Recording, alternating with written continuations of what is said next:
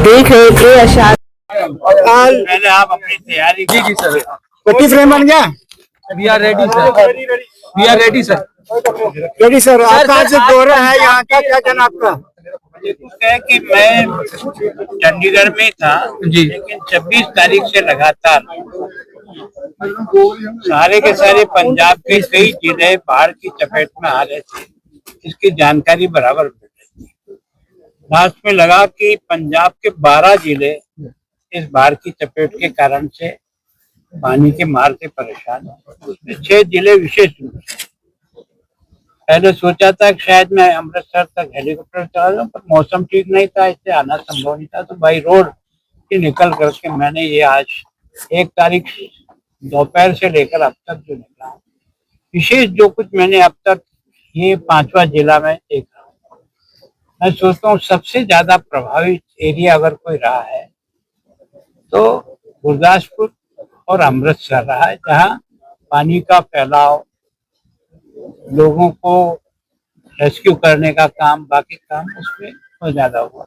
अभी मैं पठानकोट में प्रवेश किया हूँ तो मैं सोचता हूँ वास्तव में क्या है कि रणजीत सागर डैम से एक्सेस पानी आने के कारण से जो पानी रिलीज किया, वो रिलीज पानी जो है ना नीचे माधोपुर बैराज में जो है वो गेट टूट जाने के कारण से वो एकदम तेज हुआ।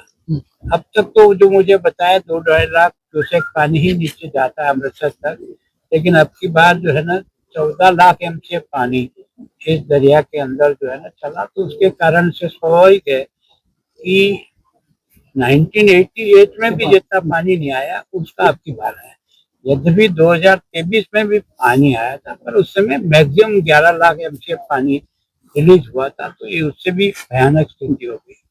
और उसपे जो है ना एक तरह से जम्मू कश्मीर की बारिश का भी असर है, बाकी हमारे जो डैम है उनका भी है, पर रावी में विशेष रूप से जो कुछ भी रावी का जो है ना रणजीत सागर से लेकर नीचे की बेल्ट में जो पानी है, और फिर कुछ और नाले आकर के मिलते हैं इससे पानी।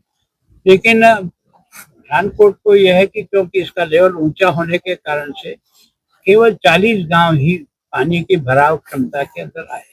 लगभग 15,000 से 15,500 इतने मनुष्य जो है ना वो इससे प्रभावित हुए। लगभग 4,242 हेक्टेयर में एक तरह से पानी का फैला हुआ जहाँ उनको नुकसान है। तो मैं सोचता हूँ कैजुअलिटी जो है ना अभी जो मैंने जो कुछ भी 5 जिलों में देखा सबसे यहाँ अधिक यहाँ है। 9 कैजुअलिटी यहाँ हुई है, बाकी अमृतसर में 3 हुई है, गुरदासपुर में नहीं हुई है, कहीं 1 है, कहीं 2 है। और पशुधन की दृष्टि से भी यहाँ अब तक की संख्या गुरदासपुर में अधिक है, 300-350 है, लेकिन यहाँ 89 के लगभग होती है।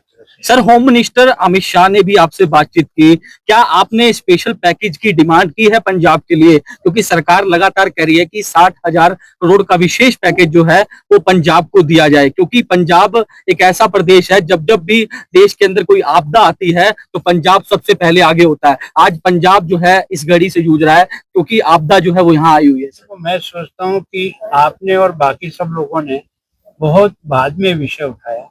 मुझे 26 से ही जैसे ही ध्यान आया, मैंने सारे आंकड़े इकट्ठा करके उस समय तक जो कुछ मेरे पास उपलब्ध आंकड़ा था मैंने 29 तारीख को अमित शाह जी से मिलकर के सारा चार्ट उनको दिया कि इस समय पंजाब जो है बाढ़ की चपेट में है।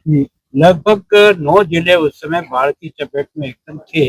उनका पूरा डिटेल, कितने लोग जो है वो रेस्क्यू किए गए, कितनी डेथ हुई, उस समय 26 डेथ हुई।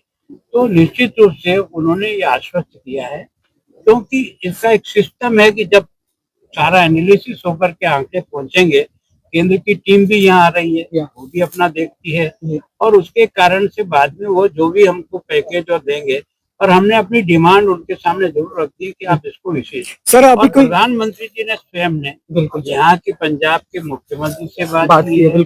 मतलब स्वयं जो है ना गृह मंत्री जी यहाँ आने के लिए कल जम्मू कश्मीर में इंतजार कर रहे थे, लेकिन मौसम ठीक नहीं होने के कारण से नहीं आ पाए। कल शिवराज सिंह जी आकर के वो भी सारे लोगों को देखे।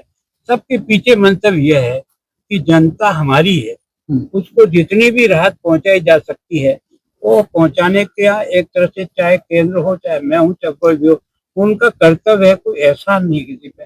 तो मैं सोचता हूँ सरकार उस दृष्टि से उचित जो भी बनेगा वो सारा सर अभी कोई इनिशियल कोई कदम उठाए तो आप सब लोग अनुभवी हो। हमेशा आपदा राहत का एक सिस्टम है केंद्र सरकार का, चाहे आपदा हो या न हो, राज्य के फंड में जितना पैसा ट्रांसफर करना होता है वो आपदा राहत कोष से हमेशा ही स्टेट को ट्रांसफर हो जाता है। वो उपयोग ले या उसको आगे के लिए कैरी फॉरवर्ड करे, उनके पास रहता है। तो जो इमीडिएट कोई समस्या आती है वो तो तुरंत आपदा राहत कोष से स्टेट गवर्नमेंट अपना काम प्रारंभ कर सकती है।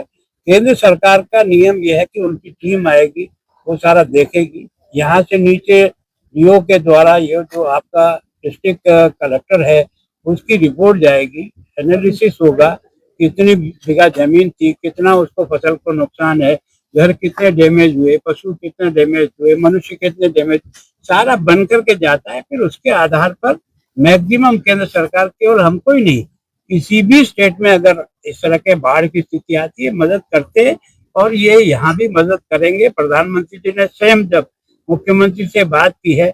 अब ये विषय दूसरा है कि आप अगर मुझे कहोगे कि आपके घर में नुकसान हुआ तो मैं भी अपने गांव में बढ़ा चढ़ा करके उसको पेश करने का प्रयास करता हूँ, लेकिन जो धरातली बनता है उसके आधार पर पेमेंट सर पंजाब सरकार के लोग तो कह रहे हैं, पंजाब सरकार के लोग तो कह रहे हैं, उनके मंत्री कह रहे हैं कि केंद्र देख ही नहीं रहा, पंजाब की तरफ नहीं देख रहा। तो मैं वहाँ का प्रतिनिधि हूँ ना, सरकार का ही प्रतिनिधि हूँ, संवैधानिक प्रतिनिधि हूँ ना भाई। रोड अगर 5 जिले मैंने देखे हैं तो प्रतिनिधि के हिसाब से ही देखे हैं ना। तो ये मैं सोचता हूँ एक दूसरे पे आरोप नहीं, संकट के समय में मिलकर के कैसे काम करें ताकि हमारी जनता को मदद मिलना चाहिए। हमारे बहस करने का विषय ये नहीं। सर हरियाणा ने कदम बढ़ाए हैं, 5 करोड़ रुपए हरियाणा की नायब सरकार ने दिए हैं, तो आगे नहीं है, दिल्ली ने भी किया है, राजस्थान भी कर रहा है, देश आगे के हर राज्य तो आगे आना चाहिए। वो निश्चित रूप से अपनी हैसियत के अनुसार निश्चित रूप से मदद करेंगे, वो एक्स्ट्रा है। लेकिन केंद्र सरकार को जो पैकेज आना है वो अपनी जगह। ठीक है sir. Chief auditor Narendra Kumar Shetty की विशेष रिपोर्ट। फिलहाल अब तक के लिए इतना ही। हमारे चैनल से जुड़ने के लिए सब्सक्राइब करें, शेयर करें, लाइक करें। ताज़ा खबरें देखने के लिए हमें प्रोत्साहित करें।